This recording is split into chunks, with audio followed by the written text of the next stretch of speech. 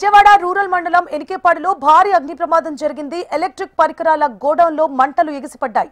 పెద్ద పెద్ద శబ్దాలతో ఎలక్ట్రిక్ పరికరాలు కాలి బూడిదయ్యాయి. సమాచారం అందుకున్న అగ్నిమాపక సిబ్బంది ఘటనా స్థలానికి చేరుకున్నారు. ఫైర్ ఇంజిన్ల సహాయంతో మంటలను అదుపు చేస్తున్నారు. 5 కోట్లకు పైగా ఆస్తి నష్టం జరుగుతుందని అంచనా వేస్తున్నారు.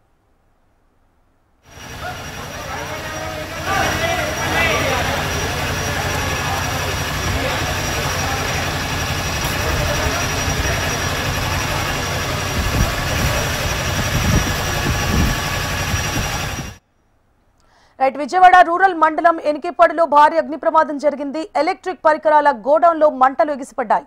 పెద్ద పెద్ద శబ్దాలతో ఎలక్ట్రిక్ పరికరాలు కాలి బూడిదయ్యాయి.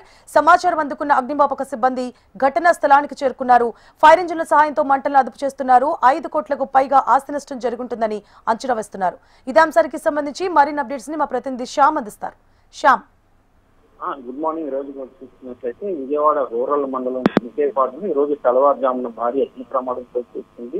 ఇక్కడ ప్యానాక్కి సంబంధించి సిఎన్ఎఫ్ ఏజెంట్ గా ఒక పెద్ద గోడౌన్ ఏర్పాటు చేశారు. విజయవాడ అలాగే గుంటూరు అలాగే ఏలూరు 3 జిల్లాలకు సంబంధించి కూడా మొత్తం ఇది స్టాక్ పాయింట్ గా ఉంటుంది. ప్యానాక్లోని కంపెనీకి సంబంధించిన అన్ని రకాల ఎలక్ట్రానిక్ గూడ్స్ కూడా ఇక్కడ నిల్వ చేసి ఉంచుతారు. అయితే ఈ రోజు తెల్లవారుజాము చూసుకుని ఒక్కసారిగా మంటలు ఎగిసిపడ్డాయి.